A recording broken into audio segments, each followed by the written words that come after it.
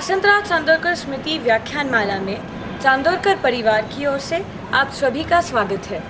अभी तक संपन्न हुए सभी व्याख्यानों की चलिए मिलकर देखते हैं कुछ झलकियाँ। व्याख्यानमाला का उद्देश्य राष्ट्र की ज्वलंत समस्याओं पर चिंतन का एक क्रम आरंभ करना था। प्रथम वर्ष व्याख्यानमाला में हमारे बीच उपस्थित हुए थे माननीय श्री अनिल माधव दवे जी और आदरणीय गोविंदाचार्य जी।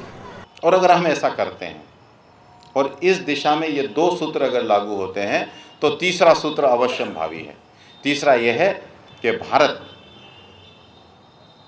एक स्वर्णिम भारत, एक उन्नत भारत, एक पराक्रमी भारत, एक समर्थ भारत को आने वाले 10 वर्षों में खड़ा होने से कोई नहीं रोक सकता। क्योंकि यहाँ एक व्यवस्था बनी है परंपरा के नाते से, जो बेटा अपने बूढ़े माँ बाप को घर से बाहर रखेगा तो वो तिरस्कार उसका होता है, उसकी इज्जत चली जाती है। समाज में जीवन मूल्य ऐसे गढ़े हैं, इस बात को अच्छा नहीं माना जाता। प्रथम वर्ष की सफलता और आप सभी के स्नेह से हमने द्वितीय वर्ष में पदार्पण किया और इस वर्ष हमारे बीच उपस्थित हुए थे माननीय श्री तरुण विजय जी और आदरणीय श्रीमती अर्चना चिटनिस जी। अर्चना जी ने मीरा के प्रसिद्ध चरित्र को हमारे बीच रखा। कृष्ण को समझने के लिए कृष्णमय होना होगा।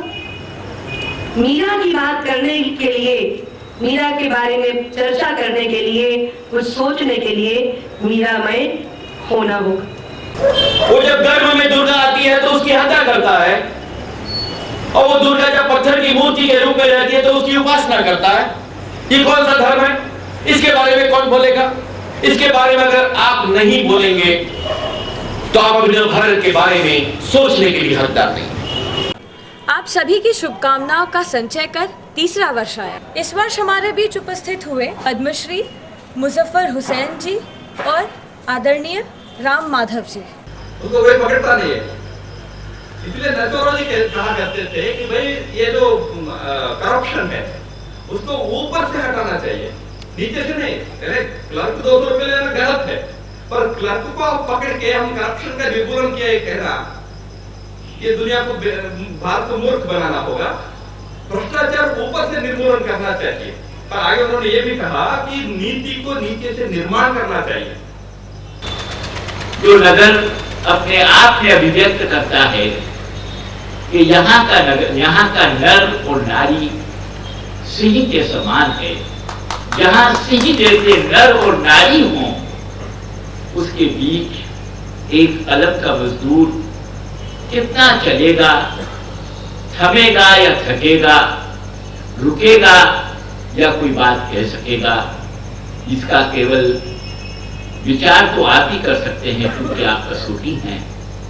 ऐसे जानदार और शानदार नागरिकों के पीछे आज राष्ट्र के एक महान उलझे हुए, अत्यंत लोगों को बेचैन कर देने वाले विषय पर हम विचार व्यक्त कर रहे हैं। कौन सी व्याख्यानमाला होगी कि घर की गृहिणी जिसका संचालन करे? कौन सी व्याख्यानमाला होगी कि जिसके घर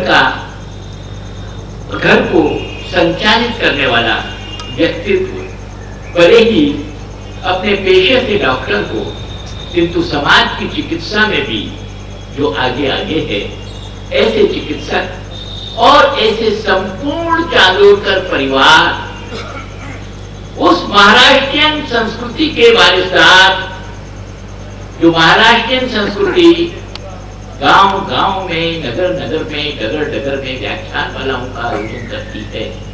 खुशी तो तब हुई जब जनवरी की कड़कड़ाती हुई ठंड में हमारे एक शुभचिंतकों ने पूछा, अरे भाई इस वर्ष किसे बुला रहे हो?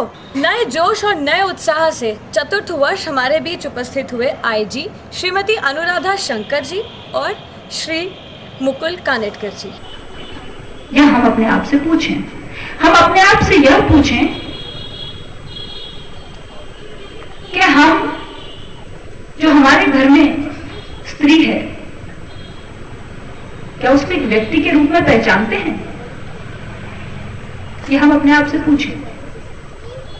क्योंकि मेरा ये मानना है कि स्त्री मात्र एक स्त्री शरीर मात्र से अंतर है, वरना स्त्रीत्व और पौरुष लिंगवाचक नहीं है।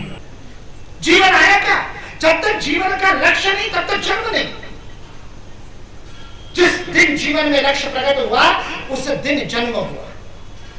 नरेंद्र ने अपने आप से प्रश्न पूछा, मैं किस लिए पैदा हुआ, मेरे जीवन का लक्ष्य क्या करने के लिए पैदा हुआ? एक नया युग थे, माँ के पास पहुंचे, सारी बात लेकर के माँ के पास जाने वाले। वो बेचारी भुवनेश्वरी देवी नरेंद्र के प्रश्नों से वैसे ही तंग आई थी, उन्होंने हाथ जोड़ करके कहा, मैं क्या बताऊं, विश्वनाथ ने तुमको भेजा है, जाके भगवान को पूछ कि उसने तुमको क्यों भेजा है। तो ये भगवान कहां मिलेगा? उसी कथाकार ने जिसने हनुमान जी का वर्णन किया था उसको भी पूछा था, मैं भी हनुमान जी जैसा बनना चाहता हूँ, क्या करूं? हनुमान जी जैसा शक्तिशाली बनना चाहता हूँ। वैसे तो रोज अखाड़े में जाता हूँ, वैसे तो बड़े मैंने बॉक्सिंग के और फुटबॉल के और सारे करतब सीखे, लेकिन फिर भी हनुमान जी जैसा साहसी दूसरा कोई नहीं है, तो मैं हनुमान जी से सीखना चाहता हूँ। आपने अभी प्रवचन में कहा था कि वो चिरंजीव है, कभी नहीं मरते, तो अभी भी होंगे। अब कथाकार क्या कहता है? उसने बेचारे ने ना कभी हनुमान देखे ना कोई देखे, उसने कह दिया हाँ अभी भी होंगे। ये बालक पूछ रहे कहाँ होंगे? अरे कहाँ होंगे? बंदर है, केले के वन में होंगे, जाकर के देख लो। और नरेंद्र केले के वन में पहुंच गया हनुमान जी से मिलने। 5वां वर्ष हमारे लिए कुछ खास था। हमारे घर का आंगन छोटा पड़ने लगा था और इसीलिए बाहर के मैदान पर LCD स्क्रीन लगाया गया और पूर्व से दुगनी संख्या में लोगों ने बौद्धिक रसपान किया। यह वर्ष इसलिए भी खास था क्योंकि इस वर्ष हमारे बीच उपस्थित हुए थे बहुचर्चित श्री सुब्रमण्यम स्वामी जी। रिजर्वेशन किसको मिलना चाहिए? उन्हीं को मिलना चाहिए जो समाज ने जिनको दबा करके पीछे किया है। यदि कोई समाज में वर्ग है जो गरीब है तो उसके लिए रिजर्वेशन की जरूरत नहीं है, उनके लिए स्कूल, कॉलेज, स्कॉलरशिप ऐसी व्यवस्था की जरूरत है।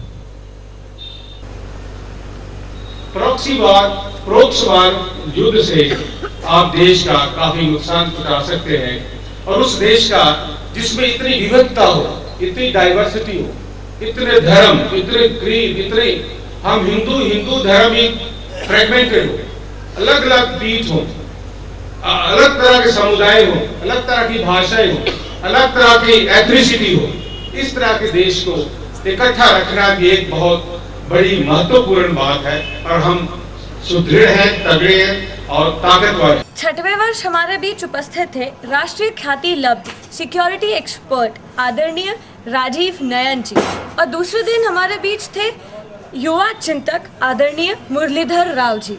कैडिला, रैनबैक्सी और डॉक्टर रेड्डी, इस प्रकार के आप बहुत सा नाम देख सकते हैं। ये कहानी क्या बताता है? 1970 की जो पेटेंट कानून श्रीमती इंदिरा गांधी ने बनाई थी, और उसमें प्रोसेस पेटेंट और प्रोडक्ट पेटेंट में प्रोसेस को पेटेंट दिया, प्रोडक्ट को पेटेंट नहीं दिया था। इसीलिए अलग और पद्धति से दवाई को बनाया जा सकता है। और फिर 7वां वर्ष आया और हमारे छोटे से आग्रह को स्वीकार किया आदरणीय महेश चंद्र शर्मा जी ने और प्रकाश सिंह जी ने। महेश चंद्र शर्मा जी ने लोकमत परिष्कार जैसे एक क्यूरियस विषय पर प्रकाश डाला। ये भी ब्रिटिश एडमिनिस्ट्रेटर था, इसने जो लिखा है, उसने लिखा कि civilisation is to become an article of trade between England and India. यानी अगर सभ्यता का भारत और इंग्लैंड में व्यापार हो तो इंग्लैंड को ही फायदा होगा। कहने का मतलब कि यहाँ लोग ज़्यादा सभ्य हैं, अगर व्यापार हो तो इनसे हम सभ्यता सीख सकते हैं, ये मुनरो ने कहा। तो ये था भारतीयों का चरित्र। विश्वास नहीं होता कि ये वही भारतीय आज इस देश में अब क्या चरित्र हो गया, इतना परिवर्तन आखिर कैसे आ गया। और ये परिवर्तन जैसा कि मैंने कहा खास तौर से पिछले 60 वर्षों में ही आया है। इसके लिए किसी विदेशी ताकत को ब्लेम करना ठीक है, उसका अपना कुप्रभाव रहा होगा, पर 60 साल में उन मूल्यों को पुनर्जीवित करने का हमें पूरा मौका था, पर हमने पुनर्जीवित करने के बजाय हम और ढलान में गिरते चले गए।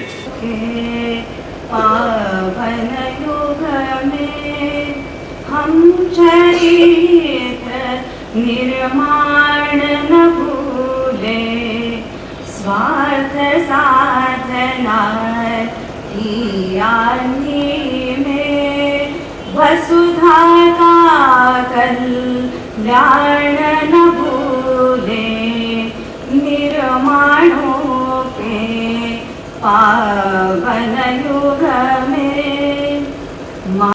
लोकतंत्र के बारे में ऐसा कहा जाता है कि आजकल लोकतंत्रवादी होना या लोकतांत्रिक होना यह एक फैशन भी है।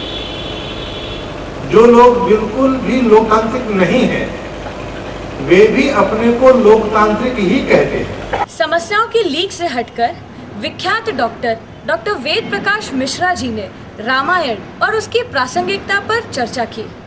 आपने अत्यंत साफ शब्दों के अंदर कहा कि तुलसी इस देश की परंपरा नहीं है, तुलसी इस देश का कलेवर नहीं है, तुलसी का रामचरितमानस इस देश की आत्मा नहीं है, तुलसी केवल एक धर्म ग्रंथ नहीं है, तुलसी धार्मिक अनुसरण नहीं है, तुलसी दैनंदिन जीवन के अंतर्गत नैतिकता की गोद के माध्यम से समाज को लेकर के चलने की विधा है, जिसका मूल मंत्र आदर्श और नैतिकता के अलावा दूसरा कुछ नहीं।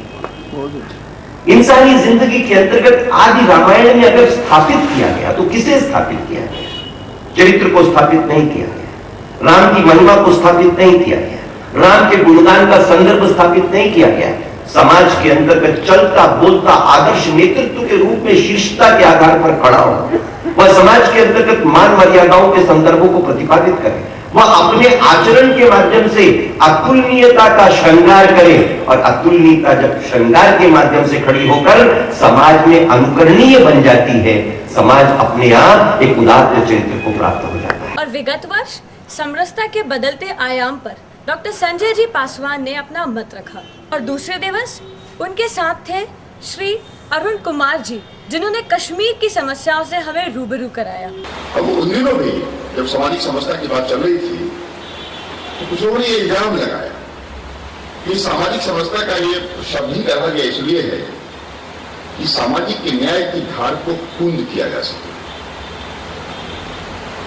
अब देखिए किस तरह से लोगों ने ट्वीट किया कि सामाजिक समरसता और सामाजिक न्याय को आपस में एक कॉम्पिटिटिव एक कॉन्फ्लिक्टिंग इंटरेस्ट का बताया गया। अब इस संदर्भ में इस शब्द का प्रादुर्भाव होता है। राज्य के अंदर वो समस्या है, उस राज्य को समस्या ग्रस्त कहा जाता है, और इसीलिए भारत के जम्मू कश्मीर में कुछ प्रॉब्लम है। Jammu Kashmir is not problem, Kashmir is not problem. ये बात आपको हमेशा समझनी है। और वो कश्मीर में समस्या क्या है? तो वहां दो समस्याएं हैं, एक आतंकवाद की समस्या है, एक अलगाववाद की समस्या है।